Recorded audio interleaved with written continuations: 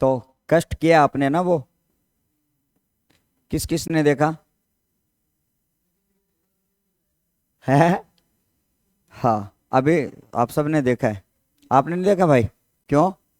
जज्बा पैदा करो यार पढ़ने का। देखो, इसमें एरर बहुत ज़्यादा है ना? उसका करेक्शन नहीं किया गया बाद में, मुझे ऐसा लग रहा है। तो कहाँ कहाँ गलती मिली आपको, कौन कौन से शब्द में? तो अपने उन शब्दों को हाईलाइट करेंगे, फिर अपने डेली रूटीन वाली चीज़ें पढ़ेंगे। पढ़ बताओ अब।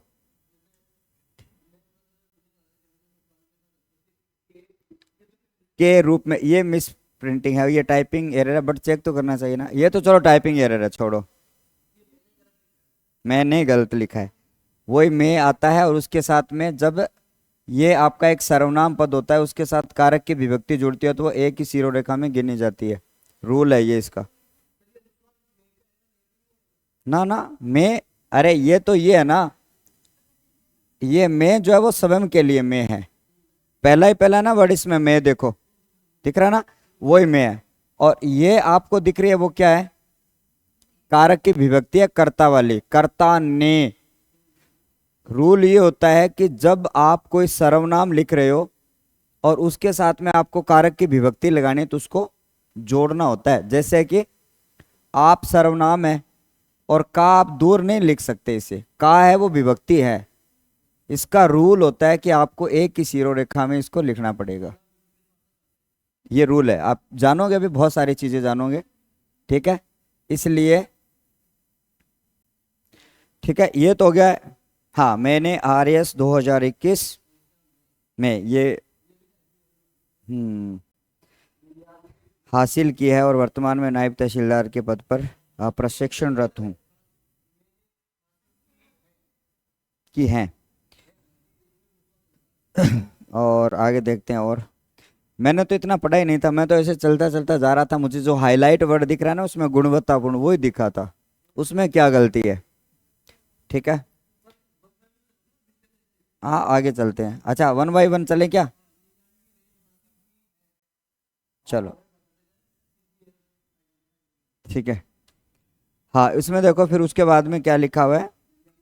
हासिल की है, ठीक है, की है।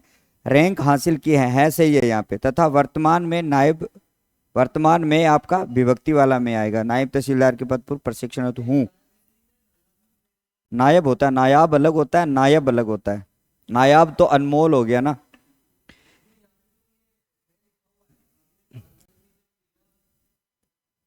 ये जो है ना वो पद है ना, इस पद की बदौलत आया ये। ठीक है, एक हूँ आपका इस प्रकार से लिखा जाएगा। ठीक है, और आभारी हूँ, उसमें भी हूँ गलत है। और test series, R S test series, आर्थिक सर्वेक्षण टेस्ट सीरीज, गुलदस्ता, करंट अफेयर आदि ने मुझे गुणवत्तापूर्वक, ये जो था वो जो मूल शब्द, ठीक है, गुणवत्ता ऐसे लिखा जाता है। इसमें तीन तय आगे दिख रहा है ना, दो आधे हैं एक पूरा है। तो है, मैंने गलत लिखा है, गुणवत्ता है ये। ठीक है, पूर्ण मैंने जानबूझ के नहीं लिखा, हमें तो इसकी बात करनी है। अंतर, अरे आप स्वयं देख लो ना, आप स्वयं देख लो। हम्म। तो ये आधा तर पूरा तय तो है ये ना, तो वो भी ठीक है। ठीक है, ये नियम होता है कि जब ये दो आधेता हो तो उसको आप इस लाइन से लिख सकते हो। ठीक है, मुझे गुणवत्तापूर्वक, और उसके आगे वाली उसे गुणवत्ता दोनों शब्दों में एरर है। फिर समझौता, समझौता में ओता प्रत्यय लगा हुआ है। ठीक है, समझौता कहीं लिखा, वहां पे नहीं लिखना चाहिए था। ठीक है, कई खिलाड़ियों की तुलना में मैं बहुत बेहतर और सस्ता, बेहतर सस्ता और छात्रों के अनुकूल है। क्या लिखा है इसमें? यह संस्थान कई बड़े खिलाड़ियों की तुलना में बहुत बेहतर, सस्ता और छात्रों के अनुकूल हैं। ठीक है, पूरी लाइन पढ़ोगे तो नहीं, ये आएगा, संस्था जो है ना, संस्थान के लिए आया ये। कुछ चीज मैं समझ रहा हूँ, ये कुछ चीजें ऐसी होती है उनके साथ में आता है। चलो, अब कुछ ना कुछ आप एरर निकालना शुरू कर दोगे, ठीक है।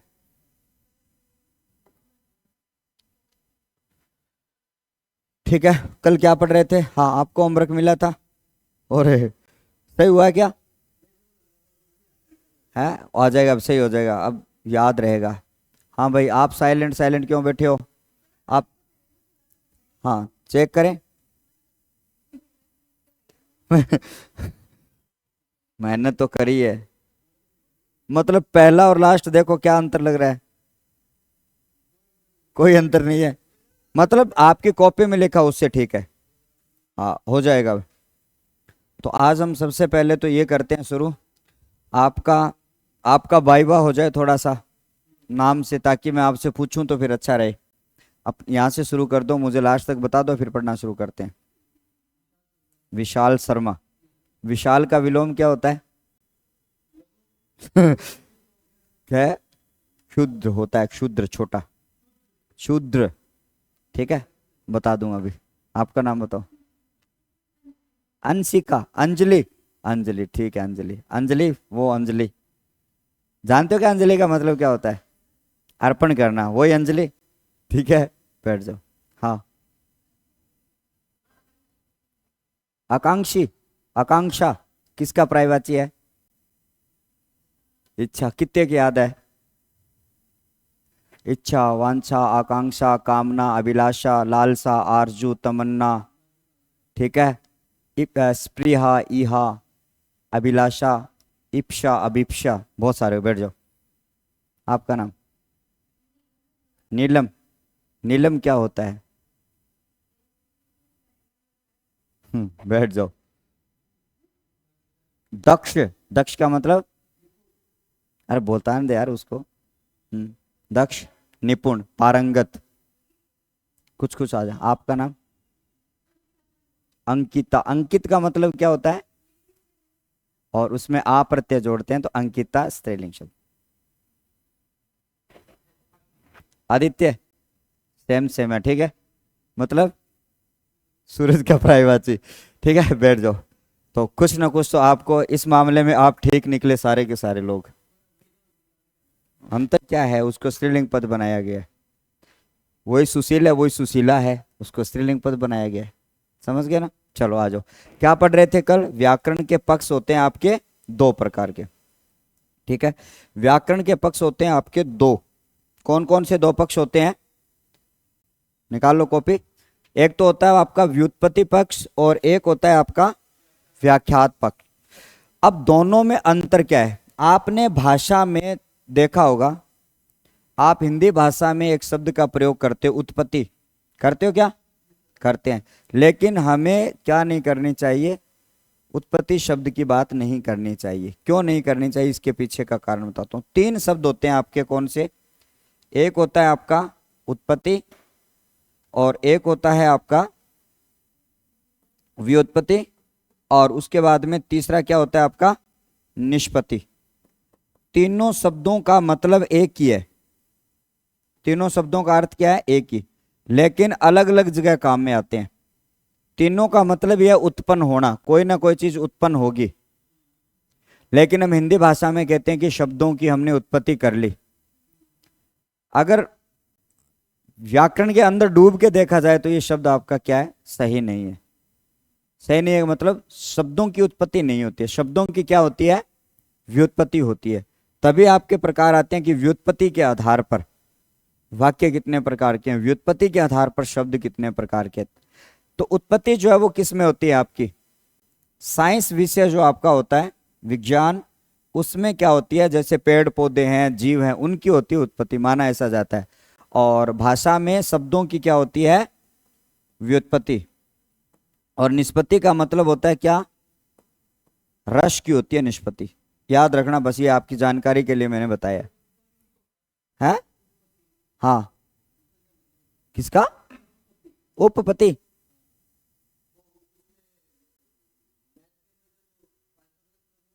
हम्म, क्या पता, पाइथागोरस तो मैंने पढ़े हुए बहुत समय हो गया।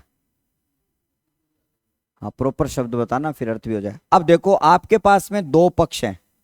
तो पहला जो पक्ष है उसका नाम क्या है? हम बात कर रहे हैं किसके पक्ष की? व्युत्पत्ति पक्ष। तो आपको इसलिए मैंने यहां पे बताया व्युत्पत्ति जो है वो किसकी होती है? शब्दों की। और व्युत्पत्ति पक्ष में हमारी जो ग्रामर है ना, हमारी भाषा जो है, इसका जो व्याकरण, उसमें शब्दों की उत्पत्ति होती है। कैसे होती है? व्युत्पत्ति से। अब व्युत्पत्ति का मतलब होता है भाषा में नए शब्दों का निर्माण करना। भाषा में क्या करना? भाषा में नए शब्दों का निर्माण करना। नए शब्दों का निर्माण करना। अब आप कैसे कर सकते हो शब्दों का निर्माण? ऐसा कोई तरीका है क्या कोई आप शब्दों का निर्माण कर सकते हो?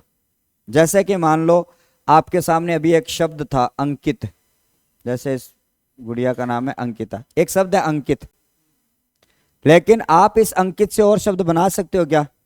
बना सकते हैं ना भाई। आपने क्या जोड़ा? आ प्रत्यय जोड़ा। तो आप जब इसमें आ प्रत्यय जोड़ देते हो तो शब्द क्या बन जाता है?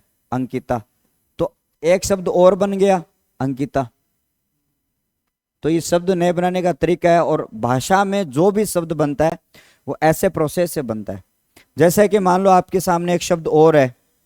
एक शब्द है आपका कौन सा? रमा। जानते हो रमा का अर्थ क्या होता है? रमा का मतलब होता है लक्ष्मी। लक्ष्मी होता है, ठीक है, ठीक है। रमा का अर्थ होता है लक्ष्मी। लेकिन आप इसमें क्या जोड़ दो? ईश। किसका पर्यायवाची है? भगवान का पर्यायवाची है ईश, स्वामी, पति। जब आप रमा में ईश जोड़ देते हो, संधि का रूल लगाते हो, तो क्या बन जाता है? नया शब्द बन गया। एक और बन गया। रमेश का अर्थ क्या है? विष्णु। विष्णु का पर्यायवाची है ये। तो आप क्या करते हो? भाषा में थोड़ी सी क्या करते हो? कुछ चीजों का प्रयोग करते हो, कहीं आगे जोड़ते हो, कभी पीछे जोड़ते हो। उस वजह से शब्द जो है वो नए नए निर्मित हो जाते हैं। वो शब्दों को बनाने का जो प्रोसेस जो होता है ना, उसको क्या कहा जाता है? व्युत्पत्ति पक्ष कहा जाता है।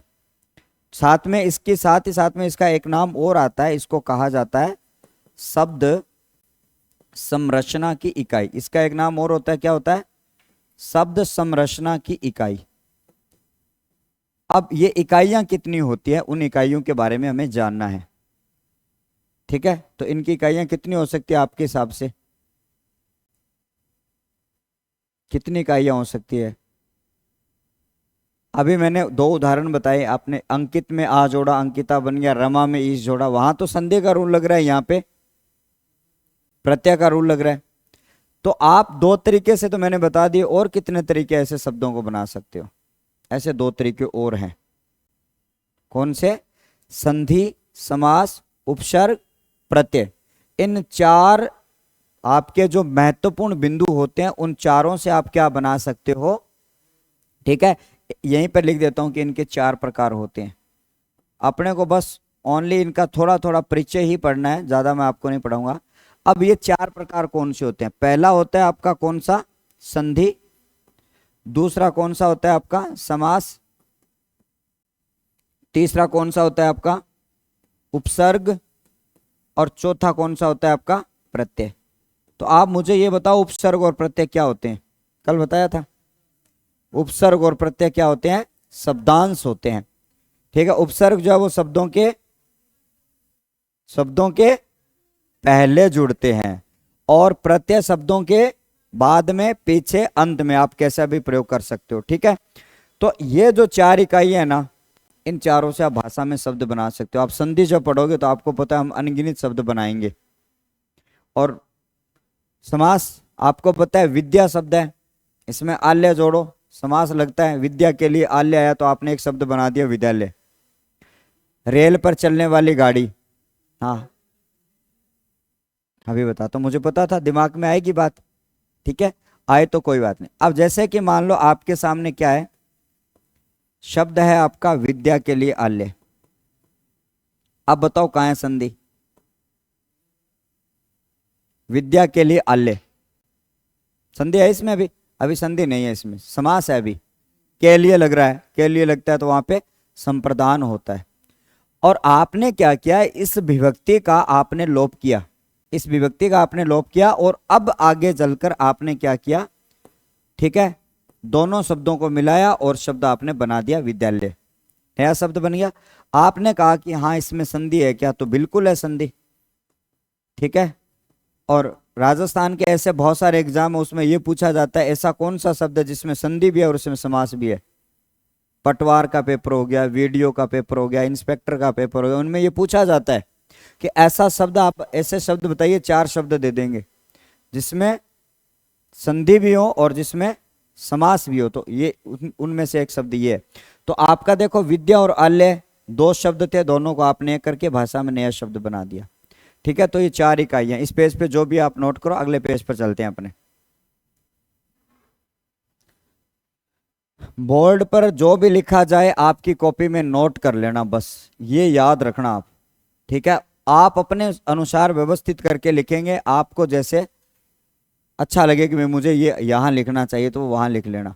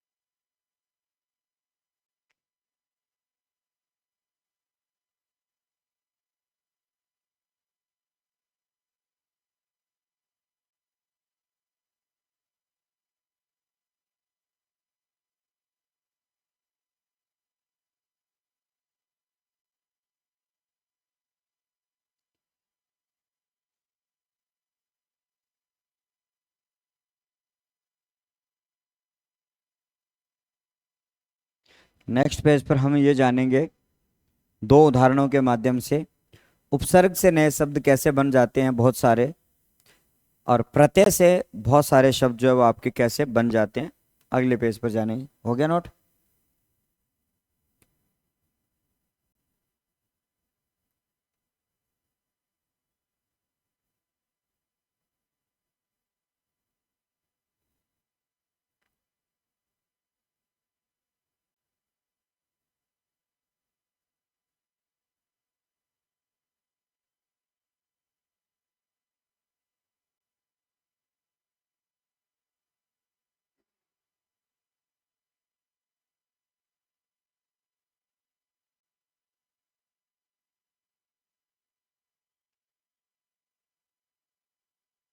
हो गया, चलो नेक्स्ट पेज पे।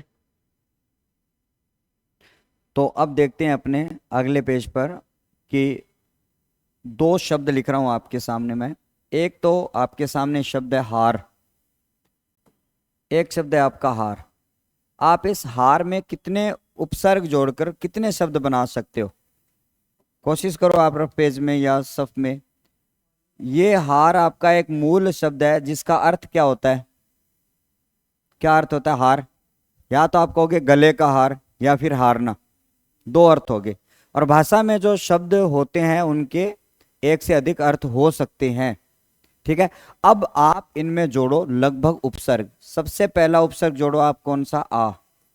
उसके बाद में आप जोड़ो उपसर्ग आपका उप। उसके बाद में आप जोड़ो वी उपसर्ग। उसके बाद में आप जोड़ो प्रय उपसर्ग। इसमें जोड़ो आप परि उपसर्ग। उसके बाद में आप जोड़ो प्रति उपसर्ग, और उसमें जोड़ो आप सम उपसर्ग। और भी कोई रह गया तो आप जोड़ दो। ठीक है, एक शब्द है आपके सामने हार, लेकिन आप उसके इतने सारे उपसर्ग जोड़ दो, और भी जोड़ सकते हो आप। तो आपने शब्द कौन कौन से बनाए? पहला हमने आ में जोड़ा तो आपके सामने क्या बना, आहार। अर्थ बदल गया लेकिन शब्द नया बन गया। और उपसर्ग का काम यही है कि वे शब्दांश जो किसी मूल शब्द के पहले जुड़कर उसके अर्थ में परिवर्तन कर दे, उसे क्या कहते हैं, उपसर्ग। यही काम है। जैसे कि मान लो आपका अगला शब्द आता है उपहार, उसके बाद में अगला शब्द आता है विहार। इस विहार का मतलब वो वाला बिहार है क्या है? कौन सा वाला बिहार? वो राज्य, वो बिहार होता है। उसमें लगता है पै वर्ग का तीसरा। ठीक है, ये इस विहार का मतलब होता है घूमना। यहां पर आपका आता है प्रहार। ठीक है, उसके बाद में आता है आपका परिहार।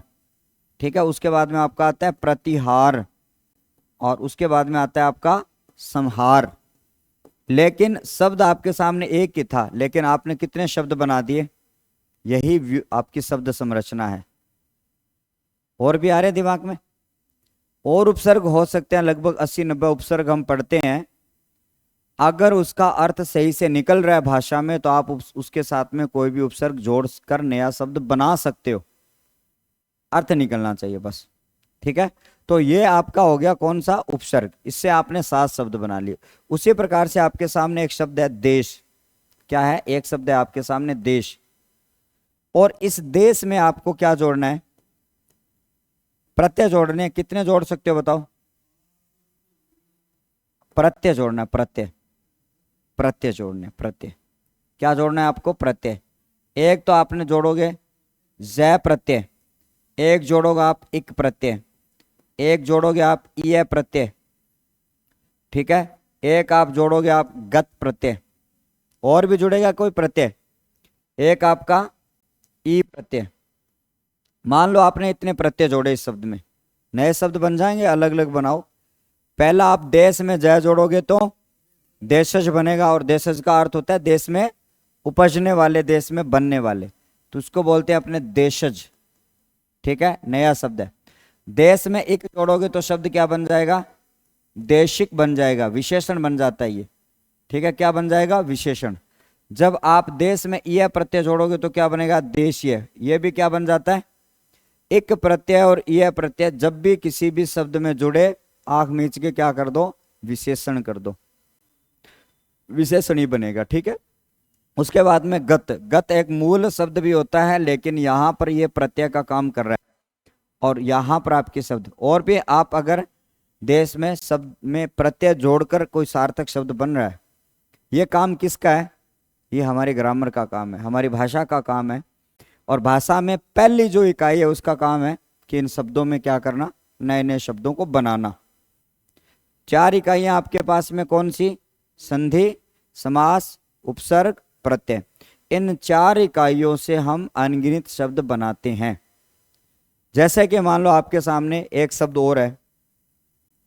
जैसे कि मान लो सबसे पहले आपके सामने एक शब्द है शील। शील गुण होते हैं, शील गुण।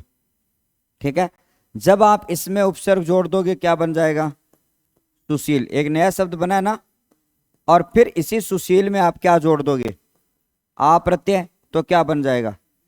कितने बन गए? एक नाम से 3 नाम हो गए। क्या शील में जब शील में आपका क्या जोड़ दोगे आप? आ प्रत्यय। तो शब्द क्या बन जाएगा?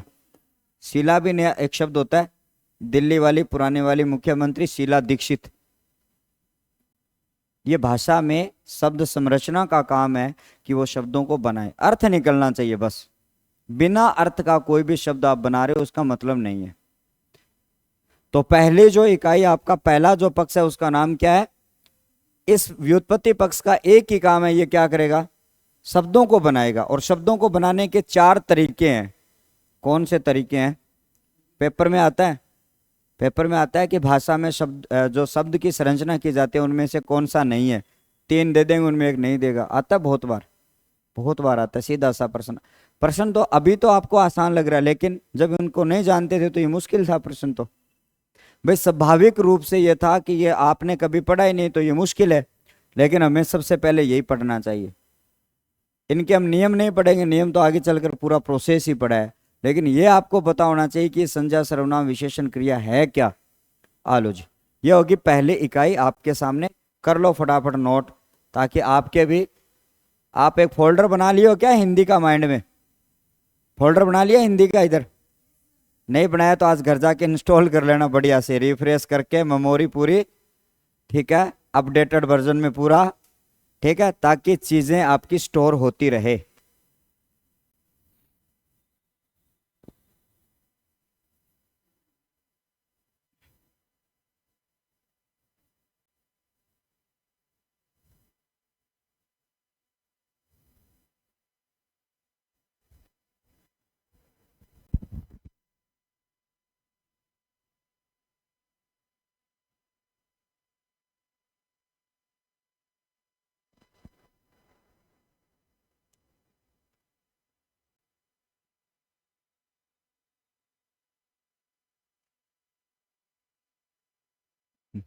मैं हलंत,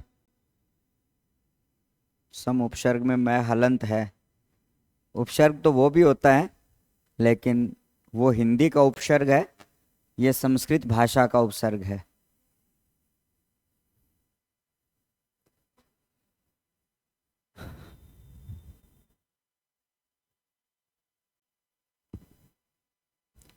थोड़े दिन बाद में आगे पकड़ पकड़ के यहाँ पढ़ाना पड़ेगा आपको हिंदी, आपके इन मित्रों को, ठीक है।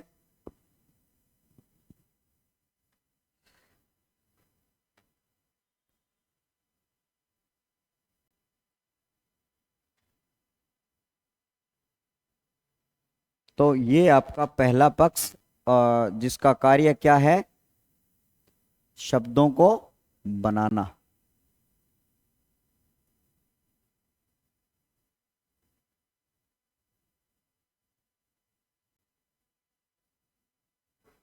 तो आपके शायद व्यवहार में परिवर्तन हो रहा होगा, थोड़ा थोड़ा व्यवहार में परिवर्तन हो रहा है क्या?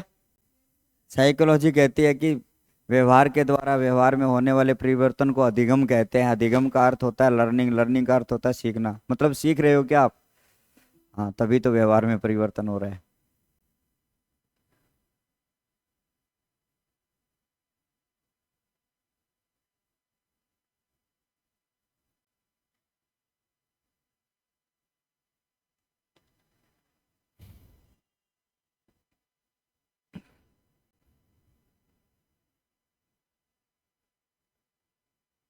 लिख लिया होगा।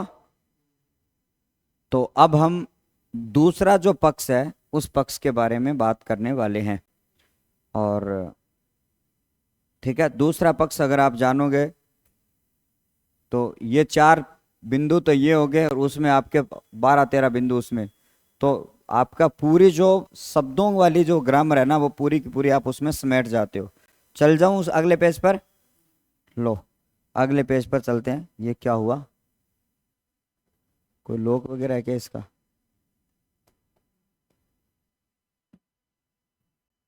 भाई ये कहाँ से? इस पे नहीं पढ़ाया मैंने, मैक्सअप पर पढ़ाया जो।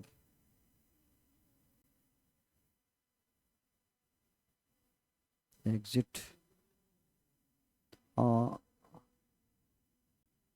चलो आ जाओ।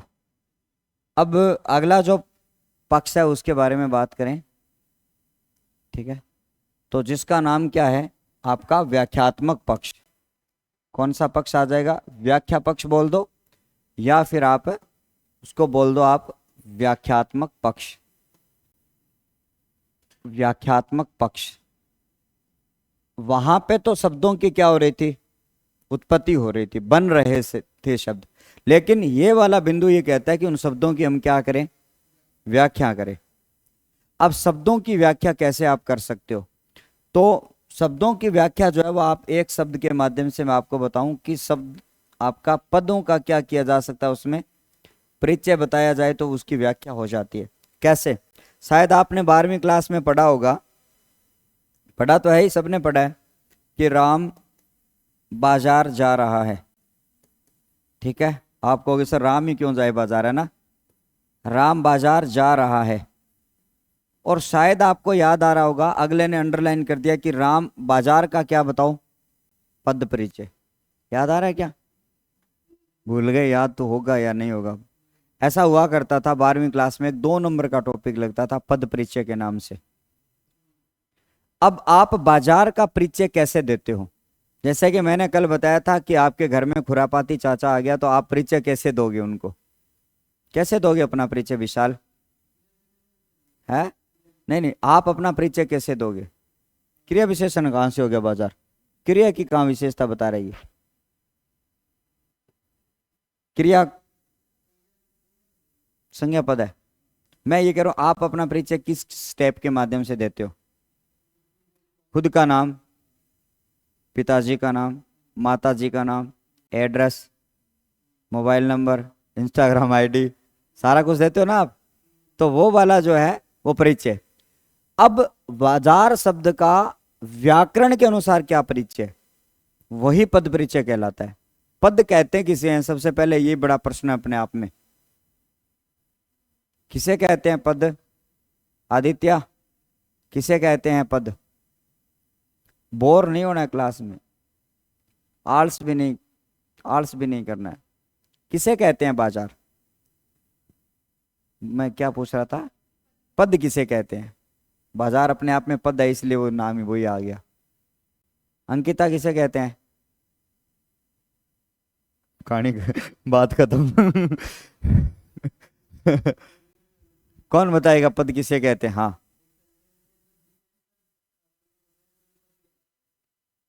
पद की परिभाषा तो है ही है, लेकिन उल्टी पुल्टी सी बता दी। दोबारा से बताओ एक बार और।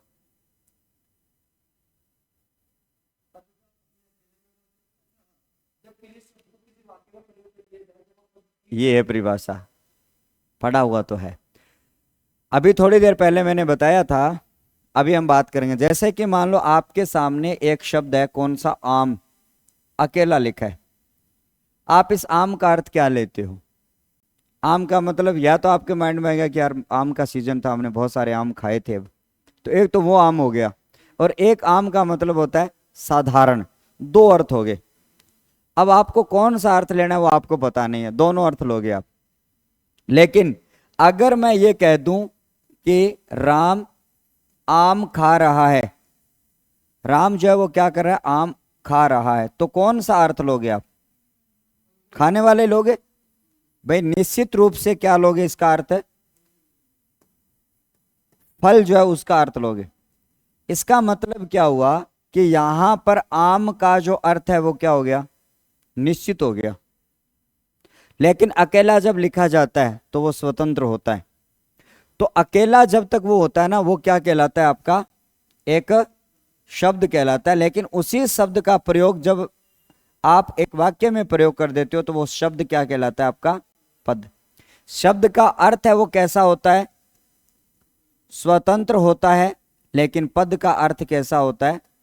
निश्चित। तो आप एक बात तो ये समझ लेना कि पदों का परिचय कौन सा कर रहे हैं कि जब शब्दों में जो प्रयोग हो रहे हैं उनका प्रयोग कर रहे हैं। शब्द आए तो वही पद है, और पद आए तो वो शब्द है। बट आप उनका प्रयोग कैसे करते हो वो उस प्रयोग करने पर डिपेंड करेगा। तो अब बाजार का परिचय आप कैसे देते हो? अब बाजार का परिचय देने के लिए हमें क्या पढ़ना होगा? ये पूरा टॉपिक पढ़ना होगा कि हमें कौन कौन सी चीजें बतानी होती है इसके अंतर्गत। ठीक है, तो अब इसका परिचय हम करेंगे बाद में। अब व्याख्यात्मक पक्ष का मतलब ये होता है भैया पदों का परिचय करना। तो इन पदों का जो परिचय वो कितने तरीके से किया जाता है? 3 तरीकों से किया जाता है। वो 3 तरीके बता देता हूं। ठीक है, पहला जो तरीका होगा जिसका नाम होगा, कौन सा नाम होगा? शायद आपने पढ़ा होगा इनको, विकारी शब्दों को। दूसरा जो होता है वो आपका कौन सा होता है? अविकारी। और विकारी और अविकारी को तो शायद आप पढ़ लेते हो। लेकिन तीसरा जो बिंदु होता है जिसका नाम होता है पद परिचय। तीसरा जो नाम, सॉरी, क्षमा चाहते हैं, पद परिचय तो सारी है। तीसरा जो नाम होता है वो आपका कौन सा है? विकारक पद या विकारक शब्द। सुना है विकारक क्या होता है? जो विकार उत्पन्न करते। 3 बिंदु है। पहला है आपका विकारी शब्द, दूसरा है अविकारी शब्द, तीसरा है आपका विकारक। किसी भी शब्द का परिचय बताते हुए हमें इन 3 बातों का ध्यान में रखना होता है। क्या वो विकारी शब्द है? वो विकारी है तो अविकारी नहीं हो सकता, अविकारी है तो वो विकारी नहीं हो सकता, लेकिन विकारक हो सकता है उस शब्द में। अभी बताऊंगा मैं आपको। ठीक है, पहले इन विकारी शब्द कहते किसे हैं उसके बारे में हम बात करें। किसे कहते हैं? ऐसे शब्द जिनमें क्या आ जाए? विकार आ जाए, परिवर्तन हो जाए, बदल जाए भाषा में। अब आपको याद आ रहा है कि ऐसे कौन से शब्द है जो बदल जाए? बदल सकते हैं क्या शब्द? बदल सकते हैं। एक संज्ञा पद है, उसको बदल सकते हो क्या आप? बदल सकते हो। उसके स्थान, किसके स्थान पर काम आता है? आप सर्वनाम को संज्ञा बना सकते हो और संज्ञा को आप सर्वनाम बना सकते हो, उल्ट पुल्ट कर सकते हो दोनों को। सर्वनाम का प्रयोग क्यों किया गया? कि बारी बारी से संज्ञा का, ठीक है, रिपीटेशन न हो, पुनरावृत्ति न हो, उसका दोहराव न हो, उससे बचने के लिए हमने एक नया टॉपिक बना दिया, सर्वनाम। ठीक है, अब सर्वनाम का बारी बारी से दोहराव ना हो तो हम वापस से संज्ञा का प्रयोग कर लेते हैं। तो देखो, तो यहां पर आपको याद रखना विकारी शब्द कितने होते हैं आपके? 4। पहला पद होता है आपका कौन सा? संज्ञा। दूसरा होता है आपका कौन सा? सर्वनाम। और तीसरा होता है आपका कौन सा? विशेषण। और चौथा पद होता है आपका कौन सा? क्रियापद। चौथा पद आपका कौन सा होता है? क्रिया। चौथा पद होता है क्रिया। बदलते हैं क्या ये शब्द? बदल सकते हैं क्या ये शब्द? बदलते हैं। संज्ञा बदल सकते हो आप। राम को व्यक्ति कह सकते हो, राम को लड़का कह सकते हो, लड़के को आप वह कह सकते हो। बदल रहा है शब्द, तो इसका मतलब विकारी शब्द है। सर्वनाम को आप वापस से संज्ञा बना सकते हो। यहां पर विशेषण है, अब विशेषण भी बदलता है। कभी आप अच्छा लिख रहे हो, कभी अच्छी लिख रहे हो, कभी अच्छे लिख रहे हो। भाई पुल्लिंग के लिए आपको प्रयोग करना है तो अच्छा, स्त्रीलिंग के प्रयोग करोगे तो अच्छी, और हम बहुत सारों के लिए करेंगे तो अच्छे। भाई अर्थ तो वही दे रहा है ना। क्रिया पुल्लिंग के लिए करते हो तो जाता है, स्त्रीलिंग के लिए जाती है, और बहुवचन के लिए जाते हैं। इसका मतलब ये चारों शब्द बदल रहे हैं। अब ये चारों शब्द जिसके अनुसार बदलते हैं ना, उनको क्या कहा जाता है? विकारक कहा जाता है। समझना, उन शब्दों में जो परिवर्तन आता है वो इनके कारण आता है। विकारक का मतलब होता है विकार करने वाले। इनका मतलब क्या है? विकार करने वाले को विकारक कहा जाता है। और उनके अगर संख्या की बात करी जाए तो 4 और 6 दो प्रकार की संख्या, 4 भी होते हैं 6 भी होते हैं। कौन कौन से? पहला बिंदु होता है आपका कौन सा? लिंग। दूसरा होता है बिंदु आपका वचन। तीसरा होता है आपका काल।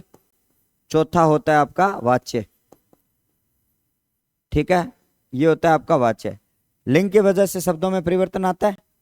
आता है क्या? लड़का है उसका लिंग बदल दो लड़की, पुरुष है उसका लिंग बदल दो महिला, स्त्री, नारी, जो भी आप कहते हो। ठीक है, उसी प्रकार से आपने विशेषण का लिंग बदला, अच्छा से अच्छी हो गया, जाना से जाता से जाती हो गया, जाता से जाते हो गया। तो मतलब लिंग वचन की वजह से। दो आपके और होते हैं, कौन कौन से? एक होता है आपका पुरुष। पुरुष कौन सा? सर्वनाम वाला पुरुष, उत्तम पुरुष, मध्यम पुरुष और आपका अन्य पुरुष। और छठा आपका कौन सा होता है? कारक। कारक। तो इन 6 पदों की वजह से इन पदों में परिवर्तन आता है। कौन से?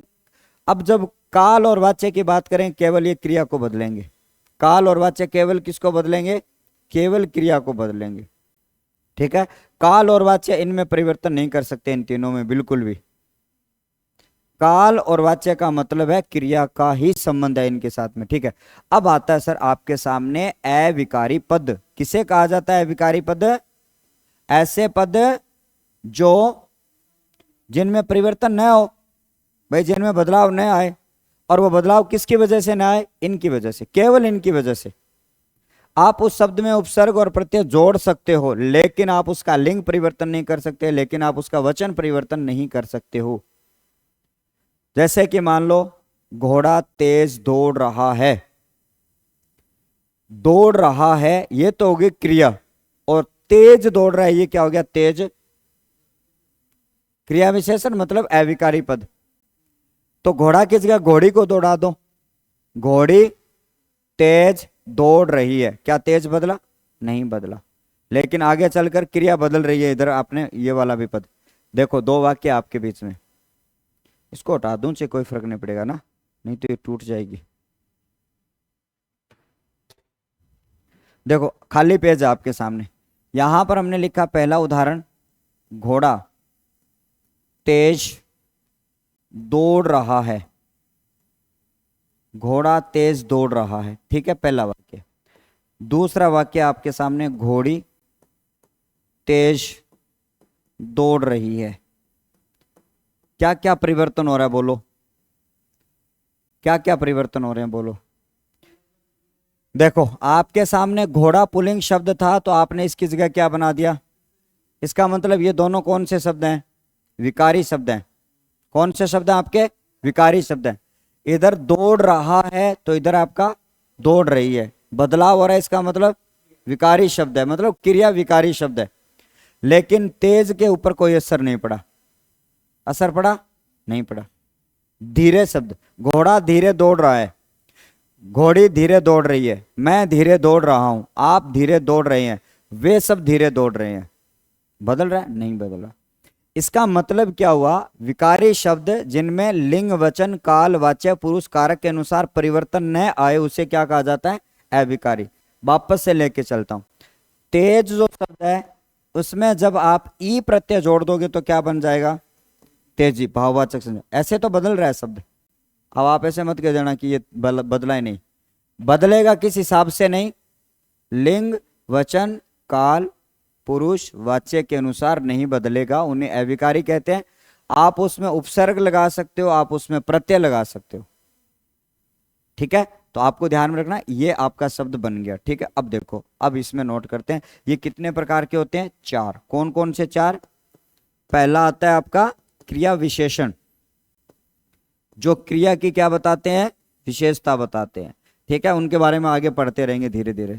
ठीक है, और उसके बाद में आपका कौन सा वाचक आता है? आपका संबंध वाचक, दो शब्दों में संबंध बताते हैं ये।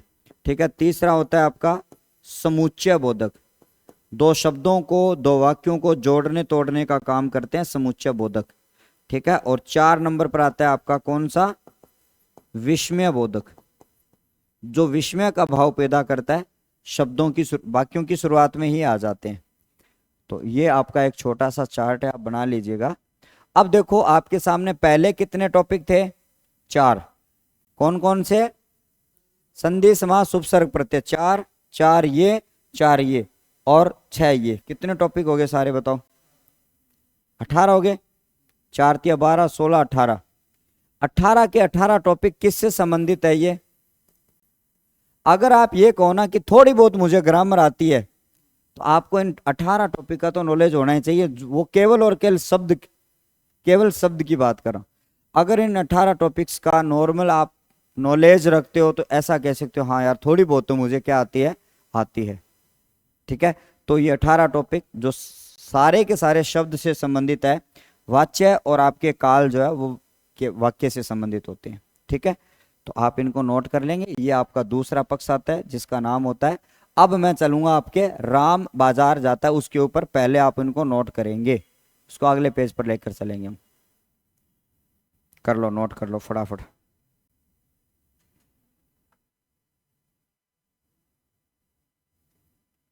घड़ी तेज चलती है क्या?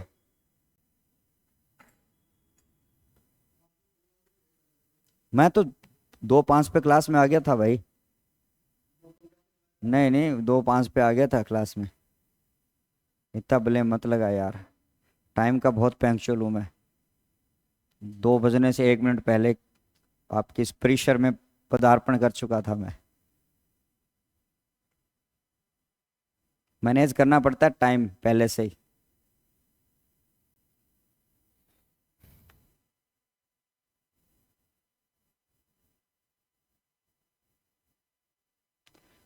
तो कुछ चीज़ें समझ में आ रही है क्या? धीरे धीरे, थोड़ी धीरे धीरे आएगी, थोड़ी चीज़ें एक्स्ट्रा है आपके लिए, तो थोड़ा सा रिवीजन करते रहिएगा। शायद ये क्लास यूट्यूब पे अपलोड होगी या फिर आपकी एप्लीकेशन में अपलोड होगी, तो वहाँ से आप रिवीजन भी कर सकोगे अच्छी तरीके से।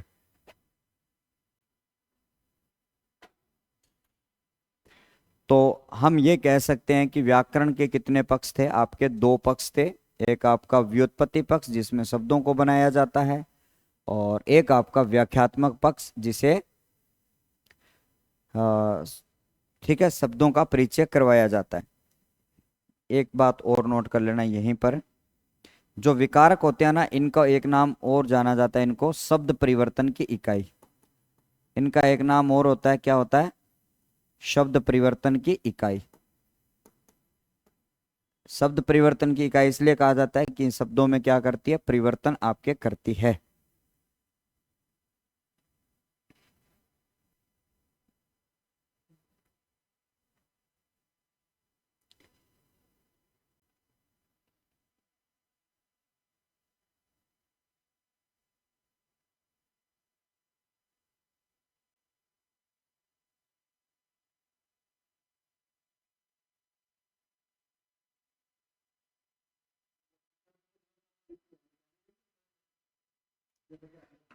ये शब्द परिवर्तन होता है, वो परिवर्तन करने वाली इकाई है। परिवर्तन कौन कर रही है? वो लोग कर रहे हैं, ये नहीं कर रहे। इनमें तो बदलाव हो रहा है, इसलिए इनको विकारक कहते हैं। परिवर्तन करने वाली जो इकाई है वो ये है।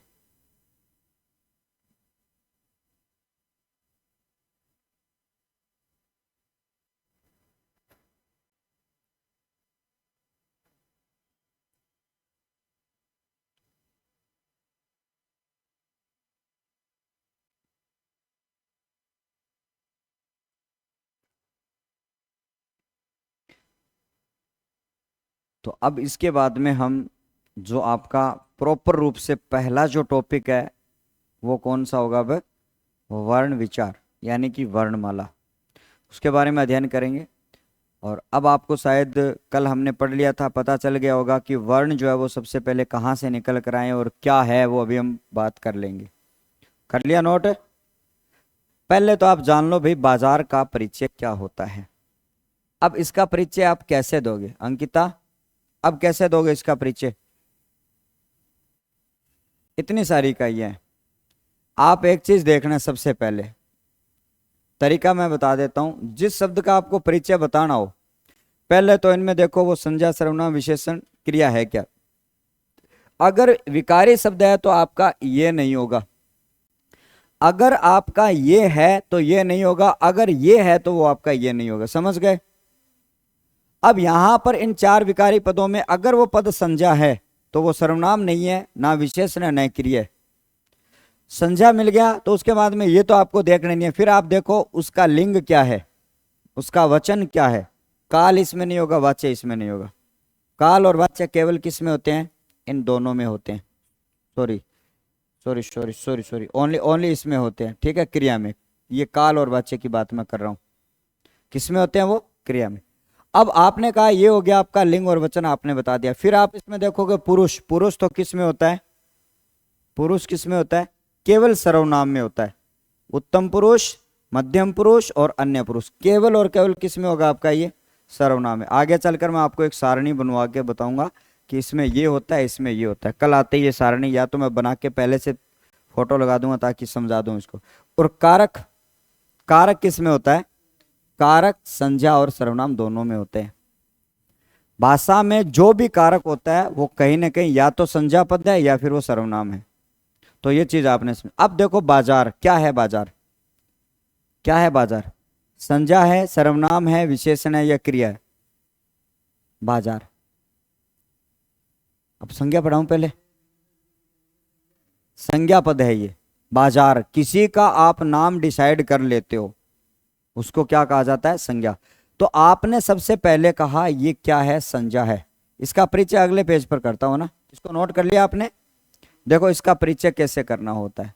किसी भी शब्द का आप सीख जाओगे। अब आप बाजार का परिचय दे रहे हो तो सबसे पहले आपको क्या चीज देखनी है भाई? विकारी है तो संज्ञा पद है, तो आप कहोगे संज्ञा में भी कौन सी संज्ञा? भाववाचक। बाजार, बाजार भाव है।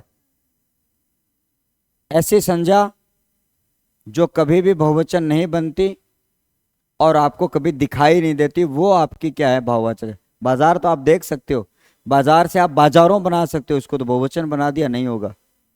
तरीका बताऊं आपको, ये जातिवाचक है। कौन सी वाचक है? जातिवाचक है। ये जातिवाचक। पहला परिचय आपको ये देना है।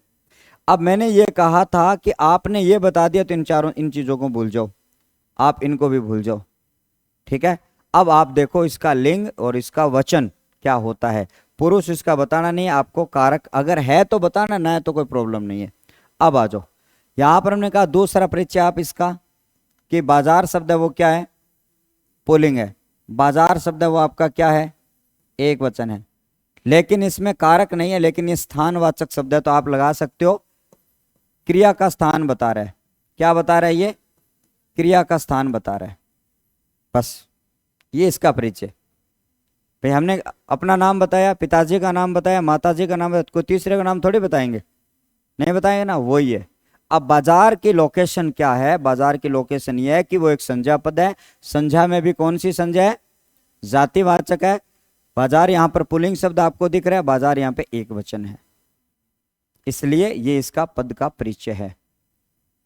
समझ में आया कुछ परिचय कैसे करते हैं? एक उदाहरण दूं आपको, करोगे कोशिश? करो, कोशिश करो। हाँ ठीक है। विशाल बाजार से, अब नाम इसीलिए पूछे, आपके नाम के उदाहरण दूंगा। बाजार से पुस्तक खरीदता है। क्या करता है? खरीदता है।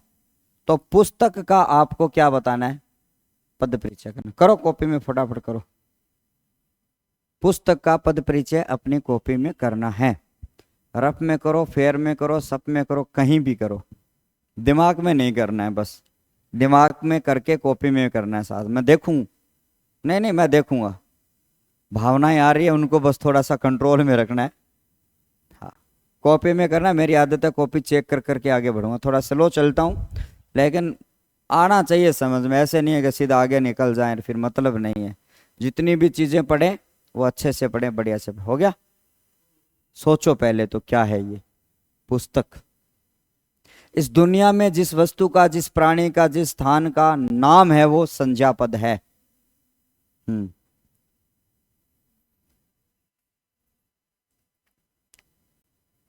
इसके प्रकार का भी जिक्र करना है। किसी का भी प्रकार हो, बतानो को नहीं यार। पड़ोसी कान मतलब साफ करके आवा घरों।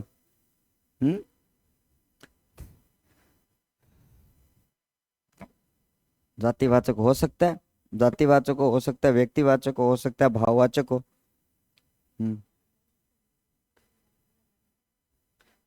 दिमाग पे मुक्का पड़ेगा सब सही हो जाएगा। हाँ भाई सही है तो। हाँ आगे और देख, तीसरा कर। कौन सा प्रकार है ये?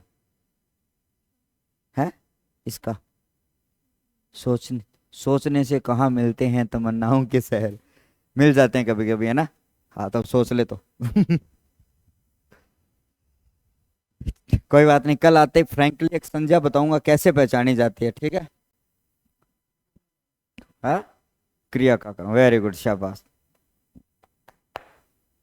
हाँ भूलेंगे पुस्तक, भूलेंगे पुस्तक है आकांक्षा, भूलेंगे पुस्तक। भाई साहब पुस्तक का नया लिंक बनाया आज से, मुझे पता चल गया। देखो अंकिता पुल्लिंग है? नहीं है, स्त्रीलिंग है। कोई बात नहीं। देखो आपको पहले तो एक चीज याद रखनी है, 3 संज्ञाएं होती है। 5 मिनट में आपको छोटा सा क्विक रिवीजन करवाता हूं, बस इधर देखना है, लिखना कुछ नहीं है, ठीक है? आपके क्या होती है, 3 संज्ञाएं होती है। उनको कैसे पहचाना जाता है? देखो ये तरीका समझ में आ जाए तो बहुत बेटर है, जब तक संज्ञा के पास पहुंचे। लिख रहा हूं मैं, दृश्यवाचक, दृश्यवाचक और अदृश्यवाचक। दृश्यवाचक का मतलब क्या है?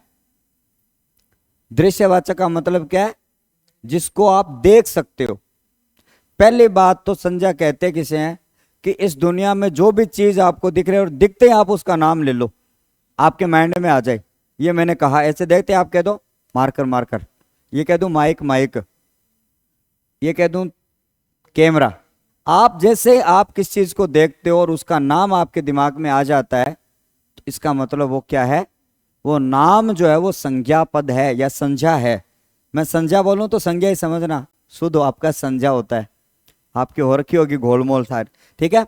तो यहां पर ये दृश्यवाचक है, ये दृश्यवाचक है, और ये क्या है आपके अदृश्यवाचक। अब देखो, ऐसी दृश्यवाचक संज्ञा जो सदैव क्या हो, ऐसी दृश्यवाचक संज्ञा जो सदैव एक वचन हो। ऐसी संज्ञा जो दिख रही है आपको और वो एक वचन रहती है, उसको बहुवचन नहीं बनाया जा सकता। उनको क्या कह सकते हो आप? उनको आप व्यक्तिवाचक संज्ञा कहते हो। उदाहरण बताऊंगा आपको अभी, ठीक है? ये आपकी व्यक्तिवाचक संज्ञा होती है। कौन सी संज्ञा होती है व्यक्तिवाचक है? ऐसी संज्ञा जिसको आप देख पा रहे हो लेकिन वो सदैव एक वचन में रहती है, उसका बहुवचन नहीं बनाया जा सकता। कैमरा दिख तो रहा है आपको लेकिन कैमरा एक वचन नहीं रहता। हो सकता है वो आपका एक वचन हो लेकिन उसको बहुवचन बनाया जा सकता है। इसका मतलब ये कौन सी संज्ञा नहीं है? ये आपकी व्यक्तिवाचक नहीं है। दृश्यवाचक तो है, कैमरा दिख रहा है मुझे तो, अभी एक वचन है लेकिन इसको क्या बनाया जा सकता है? बहुवचन बनाया जा सकता है। तो ऐसे संज्ञा, जैसे कि मान लो राकेश, राकेश को आप देख सकते हो, भाई कोई लड़का है राकेश, उसको देख सकते हो, क्या राकेश को बना सकते हो? नहीं। बादल देख पा रहे हो, बादलों हो जाता है, बादलों हो जाता है कार्य की विभक्ति की वजह से, लेकिन बादल तो एक ही है, दो थोड़ी है, नहीं है ना दो। इस दुनिया में जो चीज एक है वो व्यक्तिवाचक, इस दुनिया में जो चीज एक है वो आपकी व्यक्तिवाचक है। तो ये चीज आपको ध्यान में रखनी है जो एक वचन में रहे। अब आपका आ जाता है दृश्यवाचक संज्ञा, जो एक वचन आपको दिख रही है, लेकिन आप क्या बना सकते हो, आप उसको बहुवचन बना सकते हो, या फिर आपको वो पहले से बहुवचन दिख रही है तो उसको क्या बोलेंगे, सदैव बहुवचन लिखना है आपको ना। सदैव आपको बहुवचन दिख रही है तो वो कौन सी संज्ञा है, जातिवाचक। अब बताओ पुस्तक जो है वो आपको दिख रही है क्या, दिखती है पुस्तक? हाँ, ये एक जैसी तो है, डिफरेंस ये रहा, डिफरेंस ये रहा, शब्द तो एक जैसे है ना, मैंने अंतर से क्या हो रहा है, ऐसे ऐसे कर थोड़ा सा सही हो जाएगी। क्या कहना चाह रही है? हाँ, दृश्यवाचक ही है दोनों। एक अलग लिख रखा है मैंने, तो एक ही बता रहा हूं, मैं कब कह रहा हूं अलग अलग है ये? अरे भाई सुनो सुनो, ये दृश्यवाचक है वो व्यक्तिवाचक है। सुनो सुनो सुनो, मैं समझ गया कि गुरुजी एक जिया क्यों लिख दिया। ये इधर देखो, इधर ये दृश्यवाचक तो क्या है, व्यक्तिवाचक, और ये दृश्यवाचक क्या है। अब इसमें अंतर कैसे करूं मैं, वो अंतर आपको यहां समझाया गया है। ऐसे है ये एक भाई, आप कैमरे को भी देख पा रहे हो और आप बादल को भी देख पा रहे हो, लेकिन दोनों में क्या है, संज्ञा अलग अलग है। ठीक है, आप क्या नाम था भूल गया मैं, नीलम, नीलम एक है, उसको भी देख पा रहा हूं मैं, कैमरे को भी देख पा रहा हूं, लेकिन दोनों में संज्ञा तो एक नहीं है, नहीं है ना। इसलिए तो ये दृश्यवाचक है, लेकिन एक वचन आते आते उसको बहुवचन आप बना सकते हो, इसलिए ये संज्ञा जो है वो आपकी क्या कहलाती है, यानी जातिवाचक किसे कहते हैं, ऐसी दृश्यवाचक संज्ञा जिसको एक वचन से बहुवचन बनाया जा सकता है, उसको जातिवाचक कहते हैं। जैसे पुस्तक आप देख पा रहे हो, लेकिन उसको क्या बना सकते हो आप, बहुवचन बना सकते हो ना। पुस्तकें, मैं बाजार से पुस्तकें लाया, ये जो है वो आपका अदृश्यवाचक जिसको आप देख नहीं सकते हो, ऐसी संज्ञा सदैव क्या रहती है, सदैव एक वचन में रहती है। अब सदैव जब ये एक वचन में रहेगी तो ये क्या बन जाएगी, आपकी भाववाचक बन जाएगी। थोड़ा सा इसलिए बताया, अभी पूरी डिटेल तो लंबा टॉपिक है ये, इतने में खत्म नहीं हो सकता, लेकिन मैं आपको क्योंकि आगे बारी बारी से कहूंगा तो आप इस लॉजिक से इसको पहचान सकते हो।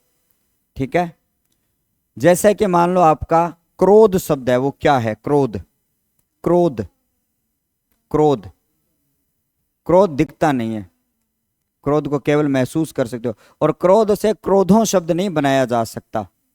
क्रोध आपका दिखता नहीं है, ठीक है, क्रोध को केवल महसूस करते हो, इसलिए वो क्या है, आपका भाववाचक संज्ञा है। लेकिन क्रोध में जब इत प्रत्यय जोड़ दिया जाता है तो वो क्रोधित बन जाता है, और क्रोधित विशेषण का रूप धारण कर लेगा। वो चीजें हम आगे पढ़ेंगे, बहुत सारे प्रकार जो आपके हैं। जातिवाचक का मतलब कि अगर कोई सदैव पहले से बहुवचन आ जाए, आपको कहीं लाइन दिख रही है उसमें बहुवचन शब्द आपको दिख रहा है कोई भी, और आपसे संज्ञा पूछे, जैसे कि बाय चांस ये शब्द दे दिया एग्जामिनर ने, रावणों, आजकल हमारे देश में रावणों की कमी नहीं है, ये जातिवाचक ही है, बदल दिया इसको। इसके बहुत सारे रूप है, इसलिए कह रहा हूं अगर मैं एक एक घंटे की क्लास लूं तो संज्ञा वाले टॉपिक को 6 दिन में पढ़ाता हूं, इतने 6 मिनट में बात खत्म होगी नहीं। ये तो केवल आने वाले दिनों में आप इनको पहचान लो, थोड़ा सा ये लॉजिक लगा के, हाँ दिख रहे हो तो है मन, पर वो एक वचन है, इन बहुवचन आप को नहीं बना पाऊंगा, तो क्या हो जाए, वो व्यक्तिवाचक हो जाए। इसलिए मैंने आपको ये शॉर्ट फॉर्म बताई है। तो ठीक है, तो अभी तो हम ये आपके सामने ये पुस्तक थी वो क्या थी आपकी, संज्ञा थी, और संज्ञा के साथ साथ में कौन सी संज्ञा थी आपकी, जातिवाचक थी। इसके साथ में आपकी ये कौन सा वचन है, एक वचन है, और आपका कौन सा है, स्त्रीलिंग। स्त्रीलिंग स्त्रीलिंग है, ये स्त्री शब्द नहीं है, ये कौन सा शब्द है, स्त्री शब्द है ये इसका। उसके साथ साथ में एक ने लिखा था यहाँ पर, ये क्रिया का क्या है, कर्म कारक है। अब कर्म कैसे पहचानते हैं वो भी हम बाद में धीरे धीरे सीखेंगे। तो ये इसका क्या है, पदों का परिचय ऐसे दिया जाता है, आपको याद रखना, ठीक है। तो अभी जो चीजें पेंडिंग रही है आपकी लिखने वाली, वो आप इसमें देख के नोट कर लीजिएगा, और मैं अभी क्लास को यहीं पर विराम देता हूं, और कल मिलते हैं आपसे। और भाई 10 मिनट होगी।